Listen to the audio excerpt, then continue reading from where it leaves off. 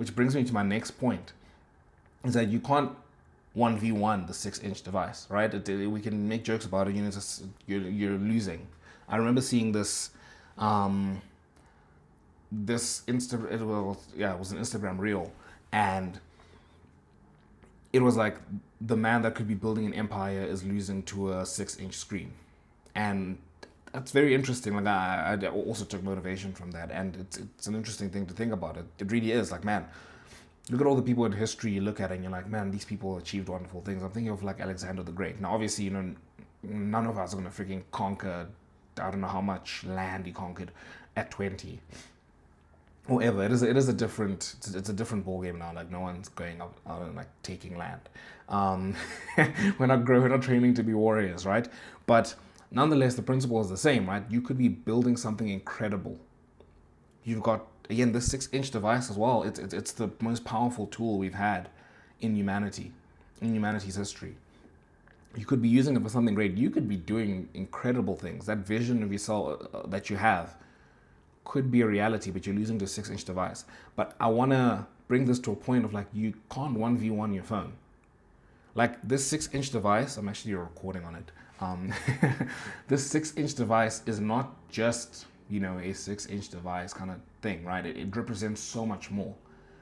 This thing has been developed by the smartest software engineers and all the other engineers that come into this equation for decades. They're getting paid hundreds of thousands, millions of dollars a year with the sole purpose of figuring out how to make this phone as addictive as possible.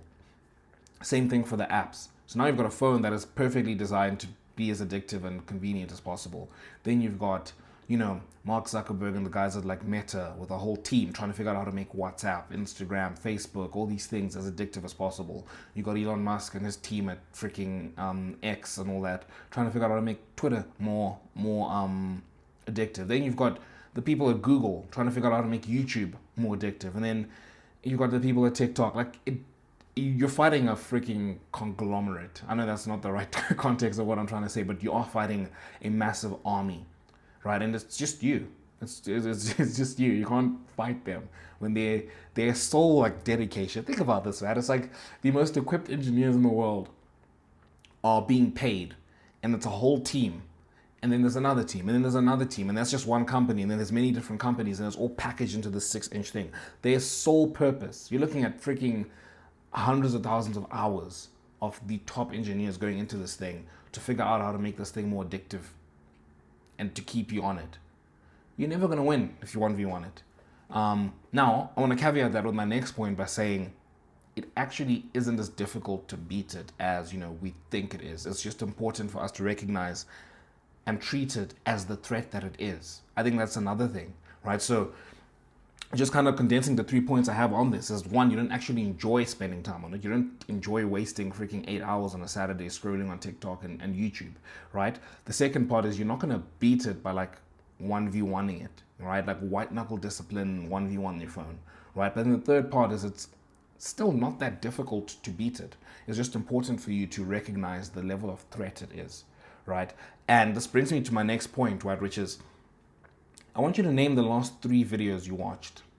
Or maybe you can't do it now, but catch yourself after a scrolling session, when you finish watching even YouTube actually, and YouTube's got longer form videos, but you'd be surprised how mind-numbing it can be. But TikTok and Instagram for sure, right? Finish, right? And you can do this, you can do it in many different ways. You can maybe wait an hour, or you can do it immediately after you finish scrolling. Name the last 3 videos you watched. Like, try to recall what you just watched. Can you recall what you watched yesterday? Like all of it? How much of it can you recall? And when you do that exercise, it's scary. It really is scary. I mean, I had a moment, a couple of them actually, I think last year or this year, where I just finished watching, I was just scrolling on TikTok. Well, actually, before I even started going onto TikTok, before I went on, it was one of those mornings again where I was just like, I want to go onto TikTok, right? I went on and I was just scrolling. I was like, no, I'm just gonna do a little bit. I'm gonna spend like maybe 10 minutes and then leave. And before I knew it, 2 hours were gone. And I looked at the time and I was like, oh my goodness, like I feel like 2 hours have just been robbed from me. 2 hours I'm never going to get back. They were absolute waste of time, mind numbing, but also I couldn't like control myself. I couldn't not carry on scrolling.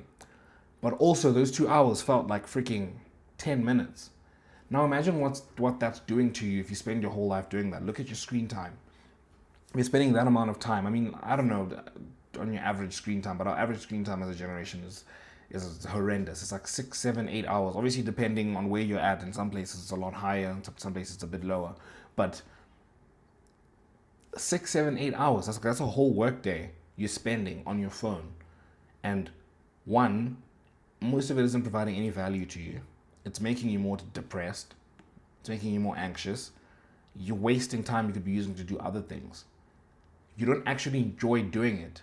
But also, it's like 8 hours compressed into this, right? From those 8 hours, I just asked you now to name like the last 3 videos you watched. Think about like last week, freaking Tuesday, you spent like, let's say you spent 6 hours on your phone. How much of those 6 hours can you actually remember or is actually doing something for you in your life that you're like, either it's providing you value, like in terms of, oh man, I'm about to become more skilled at this thing, or maybe you just enjoy the experience and you can like recall on an experience you enjoyed.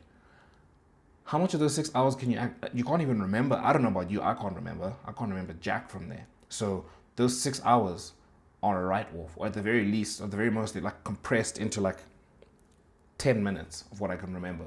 So you've chucked away 6 hours. You're chucking away 6 hours every day. Now imagine what that happens over a lifetime. What are you left with when you're chucking away all your hours every day? Or your crucial hours, right? Because again, you're already spending like 8 hours sleeping. And then you've got other, if you're an adult, you're spending time like working. And then the free time you do have, you're spending it on your phone. And that's all kind of wasted. What are you left with at the end of your life?